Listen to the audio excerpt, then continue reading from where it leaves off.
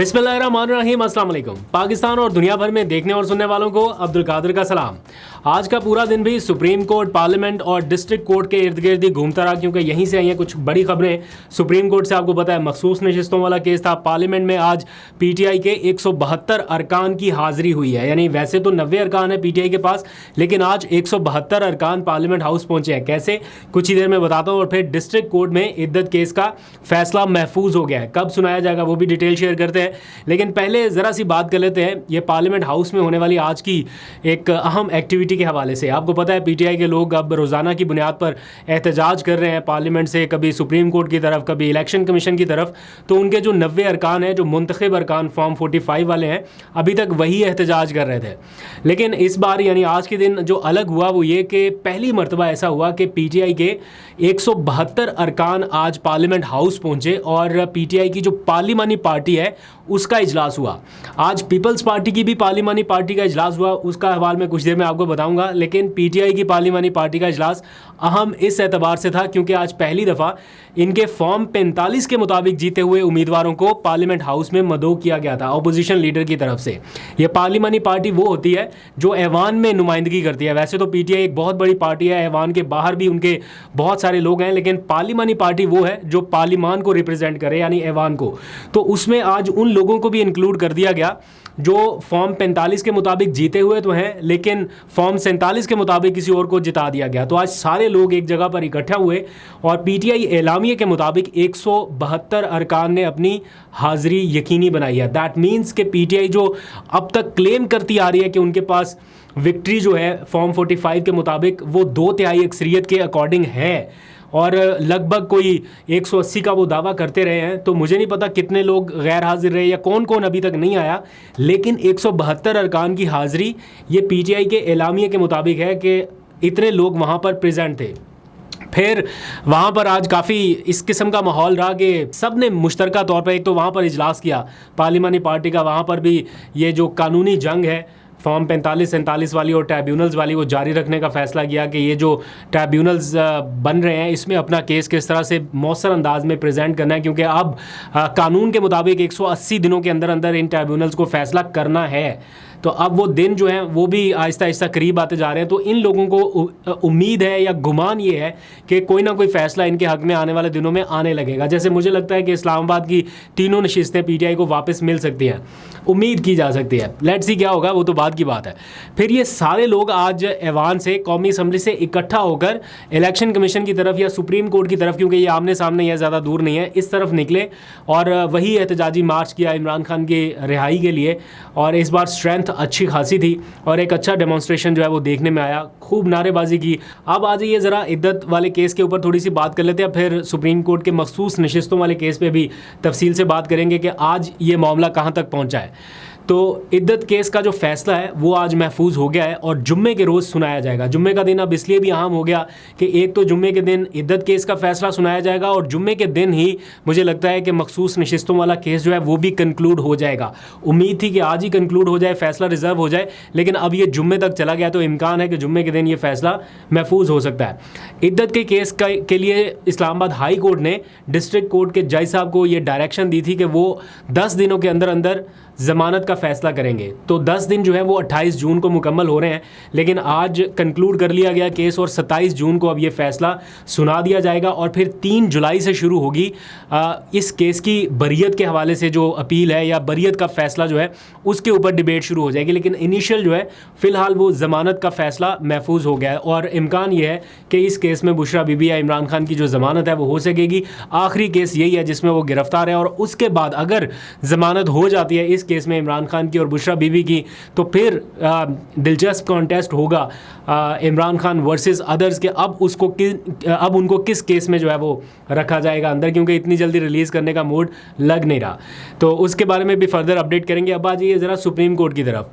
मखसूस नशिस्तों वाले केस की आज भी तवील समाअत हुई, 2-3 वक्फे भी हुए उसमें, और आज की जो कार्रवाई है बराह रास्त उसको देखने के बाद ऐसा लगा कि स्टिल कन्फ्यूजन और अभाम बरकरार है। मतलब गुत्थियाँ वो सुलझ नहीं रही जो उस 13 जनवरी के फ़ैसले के नतीजे में सामने आई हैं, जो काजी फायज़ ईसा साहब ने बल्ले का निशान छीनने के हवाले से फ़ैसला दिया। और आज ऐसा माहौल नज़र आया कि जजेस की अक्सरियत जो है वो इस बात पर मुत्तफ़िक है कि 13 जनवरी का जो फ़ैसला था बल्ला छीनने के हवाले से, वो असल वजह बना है यहाँ तक मामला आने की, या ये सारा तनाज़ा उस फ़ैसले की वजह से पैदा हुआ। लेकिन ऑन द अदर हैंड, चूँकि उस मामले में नज़रसानी अपील दायर की जा चुकी है, तो अब काजी फायज़ ईसा साहब ये नहीं चाहते कि उस जजमेंट के ऊपर बार बार अदालत में बात की जाए या उसके ऊपर कोई डिस्कशन की जाए। वो कहते हैं कि वो फ़ैसला अब उसके ऊपर चूँकि नज़रसानी आनी है तो अब उसके ऊपर डिस्कशन ना हो। लेकिन चूँकि घूम फिर के मामला उसी के इर्द गिर्द आ जाता है, लिंक्ड है, इंटरलिंक्ड है ये दोनों मामला, तो जस्टिस अतर मिनुल्लाह आज फिर बार बार वही रेफरेंस दे रहे कि उस फैसले की चूँकि गलत तशरीह इलेक्शन कमीशन ने की है, इसलिए ये सारा कुछ हुआ। तो आज भी मुख्तलिफ जजेस की आरा जो थी वो देखने में लग रहा है कि 4-5 जजेस जो हैं वो बड़े क्लियर नज़र आ रहे हैं कि वो क्या सोच रहे हैं, या उनको लग रहा है कि बल्ले का निशान छीना जाना एक गलत फ़ैसला था या नहीं होना चाहिए था, या अगर वो फ़ैसला ठीक था तो इलेक्शन कमीशन को उसकी गलत तशरीह नहीं करनी चाहिए थी, जिसके नतीजे में नुकसान हुआ पीटीआई को और खुमियाजा भुगता बहुत बड़ी तादाद में अवाम ने। तो अब जब अदालत के जजेस ये कहते हैं कि आर्टिकल 184(3) के तहत अदालत के पास ये पावर है कि किसी फैसले को दुरुस्त किया जा सकता है, या अगर गलत तशरीह किसी ने कर दिया तो उसके ऊपर उसकी कोर्स करेक्शन की जाए, तो उस तरफ मामला जो है वो आ नहीं रहा।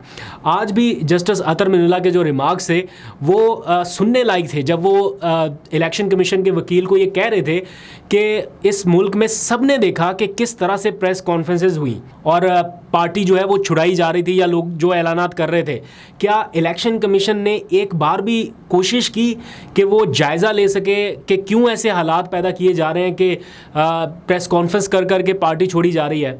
तो इलेक्शन कमीशन के वकील ने तो सीधा ही कह दिया, उन्होंने कहा कि मैं तो जनाब एक तो इस बात का जवाब ही नहीं दूंगा क्योंकि मैंने कोई प्रेस कॉन्फ्रेंस देखी नहीं है। वो कहते हैं ये तो मफरूज़ों की बुनियाद पर है कि प्रेस कॉन्फ्रेंस करके किसी ने पार्टी छोड़ी, मेरे इल्म में ऐसा कोई नहीं है कि किसी ने प्रेस कॉन्फ्रेंस करके पार्टी छोड़ी, लिहाजा मैं इस सवाल का जवाब नहीं दूंगा। जस्टिस आयशा मलिक थी, वो जब सवालात कर रही थी तो इलेक्शन कमीशन के वकील का जो रवैया था उनकी तरफ, वो जिस टोन में बात कर रहे थे अमूमन जजेस के साथ, और वो भी सुप्रीम कोर्ट के जजेस के साथ इस तरह से बातचीत नहीं होती जिस टोन में वो कर रहे थे। और उनको एक आध जज के अलावा कोई टोकने वाला भी नहीं था। मतलब टोका भी इस अंदाज से कि उन्होंने कहा कि ये अप्रोप्रिएट तरीका नहीं है, इस तरह से आप इल्ज़ाम लगा रहे हैं या बात कर रहे हैं। लेकिन काजी फायज़ ईसा साहब फिर हर बार कह देते थे अच्छा चले आगे बढ़े।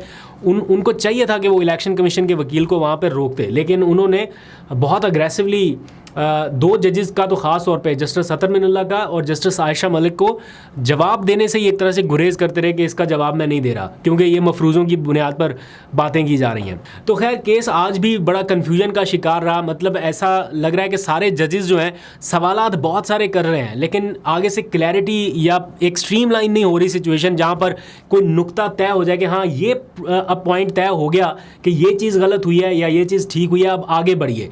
तो वो वाला एलिमेंट अभी भी आज मिसिंग नजर आया है। बहरहाल इसकी अब ज्यादा समातें तो नहीं होंगी, मेरा ख्याल है जुम्मे को शायद कंक्लूड हो जाए, तो देखते हैं। चूंकि अभी सब जुडिस है मामला तो इसके ऊपर ज्यादा बात नहीं करते कि क्या फैसला आने का इम्कान है या क्या लग रहा है। बहरहाल हवाओं में फिजाओं में बहुत सारी बातें हैं, जो फैसला आएगा तो उसके ऊपर फिर और ज़्यादा डिबेट कर लेंगे। अच्छा, दूसरा मैंने आपको स्टार्ट में बताया था कि आज ऐवान में दो पार्लिमानी पार्टियों का इजलास हुआ। एक पीटीआई का, वो मैंने बता दिया, एक पीपल्स पार्टी की पार्लिमानी पार्टी का इजलास भी हुआ जिसमें बड़े एहतमाम के साथ बजट में वोट देने का फैसला किया गया। मतलब आप अंदाज़ा लगाएं, क्या किसी को नहीं पता था कि बजट में पीपल्स पार्टी वोट देगी या नहीं देगी? वहीं हवा बना लेते हैं कि जनाब बाइकआउट कर रहे हैं हम, बजट का अलामती बाइकआउट कर रहे हैं, फिर जुमलेबाजी भी होती है। यही सारा काम इन्होंने एग्जैक्टली यही पैटर्न इन्होंने रखा था इलेक्शन की इंतखाबी मुहिम के दौरान, जब इन्होंने नवाज शरीफ पर, शहबाज शरीफ पर तनकीद कर करके पीटीआई के वोटर्स को तोड़ने की कोशिश की कि देखें हम एंटी PMLN हैं और हम मुतबादल हैं और हमें वोट दे के कामयाब कराएं, हम इनसे आपकी जान छुड़ाएंगे। फिर सब ने मिलकर उनको वोट दिया, उनको वज़ीर आज़म बनाया। और आज भी ये तकारीर इनके अपने लोगों ने की, मैं ऐवान में ख़ुद सुन के आया। आसफा भुट्टो ने बजट मुस्तरद किया कि ये बजट पाकिस्तान की अवाम डिज़र्व नहीं करते, इससे बेहतर बजट हो सकता था, ये तो महंगाई का एक सैलाब है या सुनामी है। और भी बहुत सारे लोगों ने तकारीर की पीपल्स पार्टी में से ही, और उन्होंने कहा कि बजट ये क्या है, ये तो आवाम को एक नए अजाब में डालने वाला बजट है। और आज सब ने मिल के, जैसा कि ये सब लोग कह रहे थे तज्जियाकार भी, कि ये सारे मिल के वोट देंगे और बड़े आराम से देंगे। और फिर फैसल वाडा का वो बयान याद आ जाता है जब वो कहते हैं ये ठोक बजा के वोट देंगे और बजट पास भी होगा, कोई नहीं रोक सकेगा। और एग्जैक्टली वही हुआ। इन्होंने आके सब ने फैसला किया कि जनाब हम बजट के लिए वोट देने जा रहे हैं। तो ये जब भी कभी ये नाराज़गी होती है इनकी के दिखाने के लिए होता है सारा कुछ, असल में कुछ नहीं, सिर्फ अपने कुछ मुतालबात, अपने कुछ मसाइल होते हैं जिन्हें इनको हल कराना होता है, बार्गेनिंग पावर अपनी स्ट्रॉन्ग करते हैं, नथिंग एल्स। आवाम के रियल इश्यूज़ के हवाले से अगर ये कहें कि कोई स्टैंड लिया था तो ऐसा बिल्कुल नहीं लगता। अच्छा, आज सुप्रीम कोर्ट में एक और डेवलपमेंट हुई है कि जो 17 रुकनी फुल कोर्ट है वो आज एक तरह से पूरा हो गया, क्योंकि 3 जजेस कम थे, तो अब आज 3 जजेस जो हैं वो आ गए हैं और उन्होंने अपने अपने ओहदे का हल्फ उठा लिया। काजी फाइज़ ईसा ने उनसे हल्फ लिया। एक बाकायदा तकरीब हुई आज सुबह सुबह सुप्रीम कोर्ट में, और chief justice Lahore high court और chief justice Sindh high court समेत 3 जजेस जो हैं वो अब हिस्सा बन गए हैं सुप्रीम कोर्ट का।